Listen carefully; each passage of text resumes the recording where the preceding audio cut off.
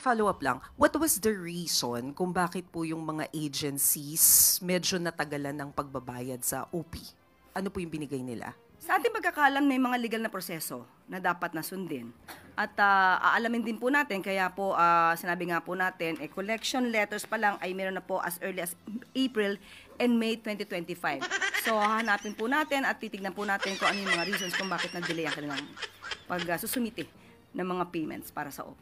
But ideally, ano po ba usually yung average period na binibigay dito sa mga departments? For example, dito sa ganitong sitwasyon na pinapalawalan ng OP, yung supposedly ay budget na galing sa kanila. Depende po sa sitwasyon. So may mga pagkakataon po kasi na kailangan talaga muna na mag-audit, kailangan na mag-report. So aalamin po natin sa mga ahensya kung bakit medyo natagalan ng kanilang pag-remit ng kanilang mga payments. Salamat, Yusek. Thank you. Julie Baisa, 1PH. Morning, Yusek. Yusek, PCIJ reported na isa daw po sa nangunang beneficiaries ng allocable funds ng DPWH and district ni Ilocos Norte 1st District Congressman na Sandro Marcos from 2023 to 2025. Baka nakarating na po ba to sa Pangulo or may comment? Kasi sinasabi po, mukhang politicized daw yung pagpopondo dahil mataas yung nakuha ng 1st District ng Ilocos Norte kahit na mas mababa yung population as compared with, for example, Rizal na mas mataas yung population pero mas konti yung allocable funds. Nabasa na po ng Pangulo ang nabanggit na report or pag-uulat ng PCIJ. But as of now, I cannot speak for in behalf of Congressman Sandro Marcos.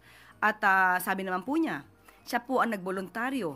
Kung ano man po ang issue sa kanya, siya mismo ang pupunta sa ICI para maimbestigan po siya. Bigyan lamang po siya ng date para po magkaroon ng tamang schedule. Si Presidente po, anong comment, Yusek, dun sa report? Alam naman po ng Pangulo na alam ni Congressman Sandro Marcos ang kanyang ginagawa at alam niya po kung paano ito sasagutin. Thank you. Follow-up question, Jean Mangalus, Philstar.com. Good morning. But would the palace be open to the possibility of a lifestyle check for the presidential son and the family given the allegations of corruption? Nandiyan na po yan. Wala mong pinagbabawal sa lifestyle check. Kahit sino po. So open po na? Open po, even before. Tinawag na pork barrel kings sina Ilocos Norte 1st District Sandro Marcos at dating House Speaker Martin Romualdez sa isang ulat ng Philippine Center for Investigative Journalism. Ayon sa Malacanang, bukas naman ang first family sa anumang lifestyle check. Nagbabalik si Maricel Halili. Wala mong pinagbabawal sa lifestyle check. Open po, even before. Kahit si Pangulong Bongbong Marcos at ang kanyang buong pamilya handa raw sa lifestyle check. Yan ang sinabi ng Malacanang sa gitna ng inilabas na report kamakailan ng Philippine Center for Investigative Journalism o PCIJ. Tinawag dito na pork barrel kings sina Ilocos Norte 1st District Sandro Marcos at dating House Speaker Martin Romualdez. Base sa PCIJ report, pinakamalaking bahagi ng tinatayang 1.2 trillion pesos allocable funds ng DPWH ang napunta raw kay Sandro Marcos. Sa loob ng 3 taon, umabot sa 15.8 billion pesos ang napunta sa distrito ng Presidential Son. Halos doble yan ang allocable funds na nakuha ng Rizal 1st District. Kung ibabase sa populasyon, halos times 4 na mas malaki ang distrito ng Rizal. Natanong ang palasyo kung ano ang masasabi ng Pangulo tungkol dyan. Nabasa na po ng Pangulo ang nabanggit na report or pag-uulat ng PCIJ. Alam naman po ng Pangulo na alam ni Congressman Sandro Marcos ang kanyang ginagawa at alam niya po kung paano ito sasagutin.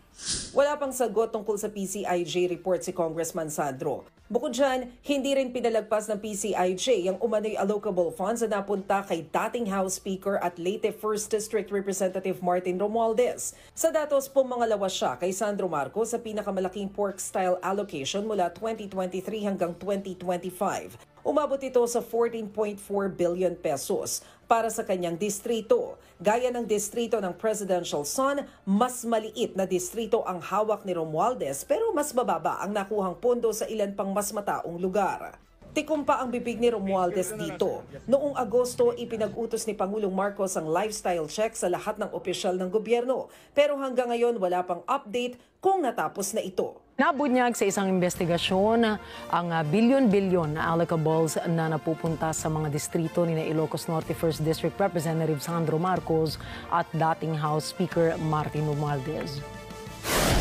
Ang allocables ay bahagi ng Department of Public Works and Highways o DPWH budget na dapat sanang nakabase sa Planning at Infrastructure Master Plan para sa distritong nasasakupan ng isang kongresista.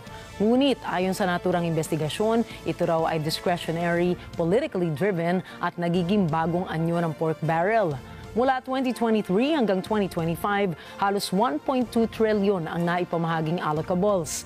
Pinakamalaki rito ang napunta kay Ilocos Norte 1st District Representative Sandro Marcos na umabot sa 15.8 billion pesos. Kasunod naman si Leyte 1st District Representative Martin Romualdez na may 14.4 billion pesos. Ito ang pinakamataas sa buong Kongreso.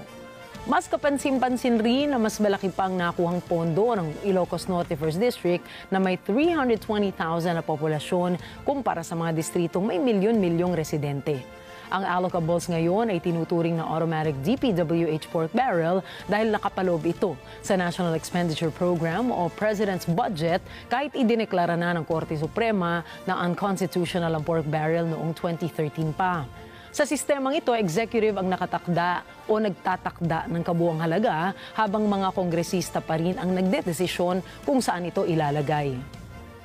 Ginagamit umano dito ang tinatawag na BBM parametric formula na ayon sa ibang ulat ay tanging si dating DPWH Undersecretary Maria Catalina Cabral lamang ang nakakaintindi at siya ring lumikha.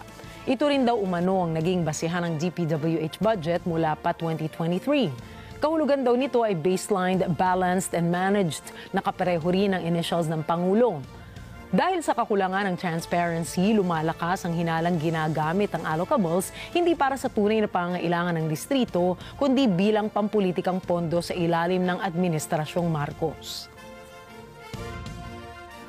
Is the government considering na maglabas ng reward o pabuya para mabilis na madakip si dating Congressman Saldico? Sa ngayon po, wala pong napag-uusapan sa ganyan. Pero since nadinig po sa inyo, maaari po siguro i-considera. Pero as of now, wala pa po napag-uusapan tungkol dyan. Pero naniniwala po ang palasyo na malaki may tutulong kung sakaling maglabas ng reward para madaling ma-locate and eventually ma-arresto na si Saldico? Maganda po ang suggestion yan. Opo. Tugon lang po ng Malacanang regarding po sa sinasabi ni Saldico kasi nakasulat ito po ay galing sa kanyang sulat para kay Pangulong Marcos. Sinabi kasi ni Saldico na si dating Senate President Escudero po ang nag-utos na magtapyas ng pondo sa ilang government agencies sa 2025 budget. At sinabi niya, hindi po daw ang Kamara ang nagtapyas, kundi po ang Senado. Ano po ang masasabi dito? May effort na rin po ba na investigahan po ito?